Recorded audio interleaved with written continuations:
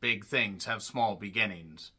Prometheus came out all the way back in 2012. June 8, 2012 to be exact. That's just over 12 years ago as of this particular recording. I've said the number 12 so many goddamn times that's lost all goddamn meaning. But 12 years, a dozen goddamn years. Where has the time gone? Me oh my, down in a space bayou is just float out into the vastness of space. Speaking of space, Ridley Scott returns to space, yes, the director of the iconic 1979 Alien movie, and this is a prequel to that movie, setting up the scene as to how the Xenomorphs came to be and the origins of mankind, a whole bunch of flowery stuff that amounts to really not a whole lot, actually, upon rewatching. I decided to rewatch this. I'm going to rewatch Alien Mike Covenant, couldn't help but say that, before Alien Ram Ya Lass comes out. I know what it's called. But god damn it, don't know how to feel about that one. But since it hasn't come out yet, we still have just under a month until it comes out.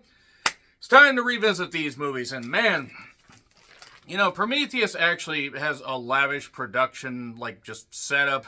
It looks great, great cinematography, a loaded goddamn cast. Two writers whose credits include Passengers, Dune 1 and 2, Electric Boogaloo.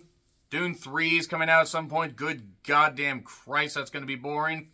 And also, the guy that wrote The Hunt and World War Z. So you know what? Actually, it kind of makes sense as to why the writing was really goddamn boring and bland and was just in an alien malaise. And there really wasn't a lot of good stuff about this beyond the production quality and the fact you have Ridley Scott's more than competent direction. He will go for big scope. Then I think he just decided to basically poison the goddamn scope and put it down the throats of every single person for getting its mouthwash, and then they all just and then returned as basically alien clones, because that's the only excuse for a talented cast like this to basically phone it all in. And my oh my was this phoned in. You have the incredibly attractive Noomi Rapace, who was in Lamb. Lamb is very well worth checking out, that is, even though it is a bit slow and weird. It's A24. She plays Elizabeth, who, along with Charlie, played by Logan Marshall Green, who's actually a pretty good actor also, they are on this ship going to a distant alien planet. And then they find out that, you know, to find the origins of mankind, where these hieroglyphics and all these sculptures and everything from ancient civilizations have led them here to the creation of mankind. And then they came in, and then they realized there was just a guy talking to a rat in a basement in Stamford, Connecticut. Only wrestling fans will get that, and everybody else will be confused. So on this ship, you have Yannick, Idris Elba, you have Michael Fassbender, that I keep wanting to take the F off of. I can't help it. He plays David, the android, obviously. And then you also have the goddess herself, Charlize Theron, who, good God, she plays Meredith, and we find out who Meredith is related to, even though if you've seen any movie at all, you can figure it out. You have Guy Pearce, who plays Peter Yutani, or Peter Whalen, you know, of Whalen-Yutani fame. And then you have Sean Harris as Phil Faru, and then we get to aliens, and they see what they do. I'm having a little bit of fun with this because this movie is just not fun. It's not even insightful. It offers a lot of questions. And yeah, you could go along for the ride. The problem is this ride never gets out of first gear. It did, however, have a $130 million budget, a $51 million opening, and grossed $126.4 million in the U.S. For those in our math majors, that's not exactly $130 million. And with the advertising, I guarantee they didn't make their money back. $403.3 million worldwide gross. Okay, it more than broke even, but not exactly great considering that Alien vs. Predator and Alien vs. Predator Requiem for a Scream. I know that's not what it's called, but it might as well have been, because help me, that franchise was doomed. So yeah, set 30 years or so, thereabouts, before the events of the first Alien movie. We see this team go there. Okay, production's slick. We see a bald fucker that's really, really ripped. Straight out of Jake Gyllenhaal, Prince of Persia look. If you get it, you get it. And so Gemma Arterton, by the way, was just incredible in that movie. Looked amazing. Still looks amazing. So yeah, a ripped bald person basically gets eaten alive by something in a jar. And then we smash cut to December 21st, 2093. So we are going to have to be prepared for that, guys. And by we, I mean not me, because I would be I would almost be 113 years old at that point. There's no way I'm living that long. I may not live to 2043. But before the passage of time basically swallows me up and I end up in the dirt or a pile of ashes, let's talk about the rest of this. So, while in cryosleep, Ellie, or Elizabeth, has dreams, and David, being the android and the pervert that he is, peers in on Numi while she is asleep. I see it's okay when an android does this. If I try to do it, it's called, let's just move on from that. He's dribbling a basketball. He's watching Lawrence of Arabia. Charlize, my God, is just what I wanted to note, because she looked great. I loved her since The Devil's Advocate, which is something I need to retro-view at some point.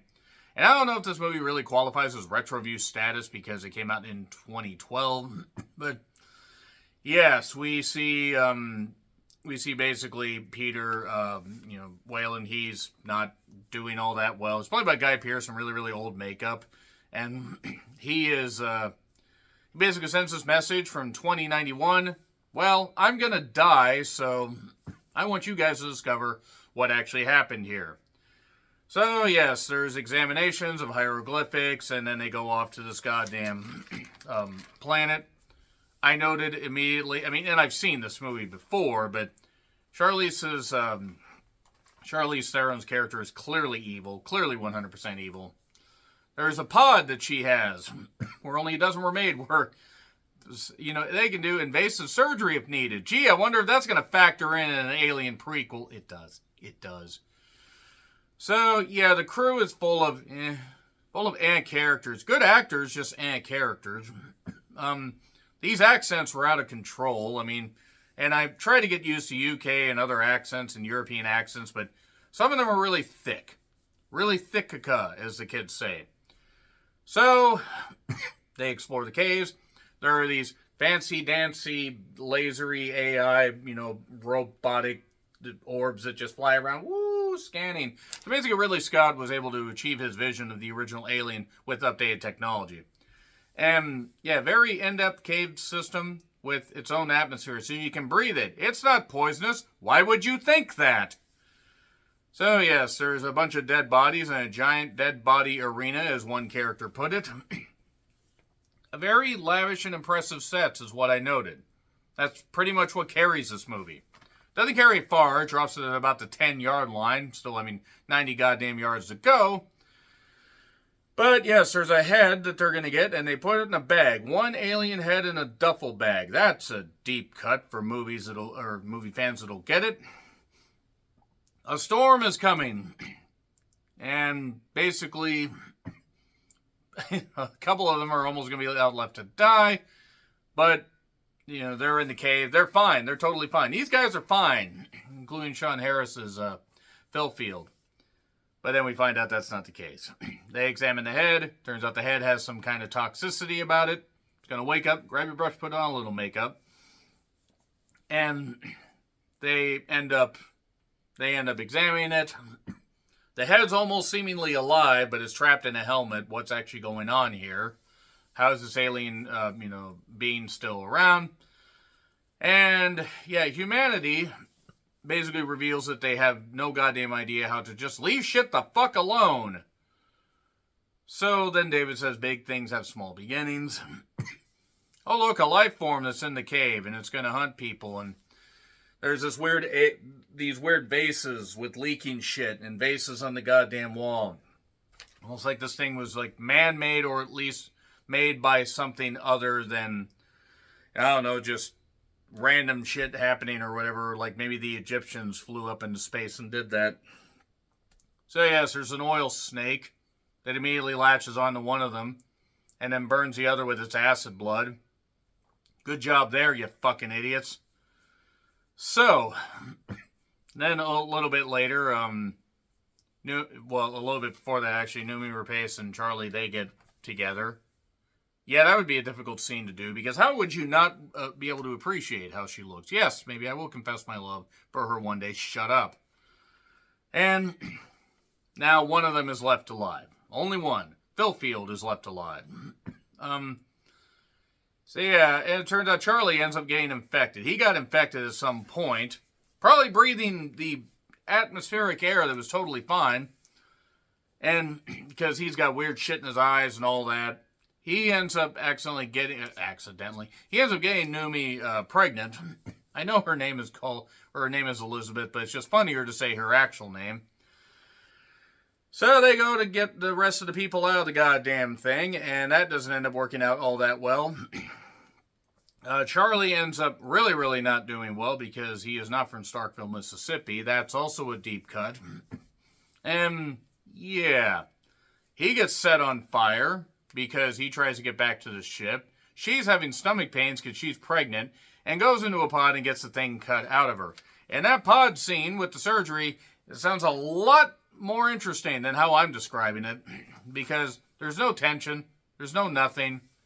She gets the anesthetic. She puts another anesthetic in her. They cut it out of her. It's got these weird tentacles and everything. And she ends up getting some staples on her. She's not doing all that well. She tries to decontaminate the goddamn thing and freeze it. And, yeah, Phil Field ends up somehow getting back to the ship, attacks and kills some of the crew, gets set on fire, gets shot. Man, getting set on fire and shot. That poor bastard. And it turns out this is actually an installation built by fucking of course it was. David also has been doing some inspecting, learning some alien language, and trying to communicate with these bald people that are here. Oh, look, Vegeta, more alien bald people. And Yannick vows to not let them leave the Earth, or this planet, and get back to Earth. So, the survivors manage to band together. It turns out that Charlize Theron is, she's actually, Waylon's daughter. Big shock. No wonder she's evil. And then there are a bunch of pods in the goddamn walls where the aliens can see it all. I'm trying to have fun here, guys. Really trying to have fun here. The fact this is better than Alien 3 isn't really saying much. This isn't even as good as Alien Resurrection. And that movie had a lot of fucking problems. So, one of these creatures is left alive. So, it turns out that Peter actually is very much alive. He was stowed away on the ship in a cryo chamber. Apparently, they just didn't know or didn't bother to check all the cryo chambers. So, good job there, crew. He wants to find answers. What the hell's going on? Like, why, how are we created? Did you create us? If you create us, who created you? Try to find out these answers to the meaning of life. David tries to communicate in the alien language, and naturally, as androids go in alien movies, gets destroyed. Gets his head ripped off, and Guy Pearce gets beat up. Everybody gets beat up, basically. Elizabeth manages to somehow run back. Baldy is pissed. So, then they come up with a brilliant idea, because we only have a few minutes left of the goddamn movie. Hey, Yannick, we can't actually get off of this planet properly, except in your ship, but we have to stop this ship, and we're not a warship, so ram it, and we'll just stay here, I guess? So yeah, he sacrifices himself, no questions, sure, I'll do this at any cost, but I think I'd have to die for it, but whatever, it's fine. They crash down. The alien ship that's kind of like a horseshoe shape, which this is not a fucking horseshoe, but it kind of rolls. It seemingly kills Charlize Theron after she tries to escape out of an escape pod just before. Even though you technically don't see her die, so you kind of have to wonder if they maybe would have indicated she was going to come back. And Elizabeth is nearly killed. She nearly loses her oxygen. She gets back on the crash ship, manages to get some new oxygen supply tank things, something or other. Oh yes, and the baldy guy is suddenly there. But the alien creature with the 4 tentacles is not! It's not dead! Oh no! So she opens the door after the bald person tries to beat her up. And, yeah. Alien attack and all that. David then communicates with her and says, You don't have to die. There's more than one ship buried in this goddamn planet. So go get on it. Okay, I'll do that. here's what I want to do. I don't want to go back to Earth. There's nothing for me back there, apparently. Let's just go to wherever they came from. I want to destroy them. Okay? And then, of course, we get she sends a message. Don't come here. There is only death. And then we get the end of the movie where the bald person gives birth to the first xenomorph and whatever, and just fuck it. Just boring. It took that long to get to that. And I don't remember Alien My Covenant being all that great either, so yeah, we'll see how that revisiting goes. But yes, nevertheless, let me know your thoughts in the comments. Like, share, subscribe, Twitter handle in the description. I'm John Ritlin. I'll see you soon.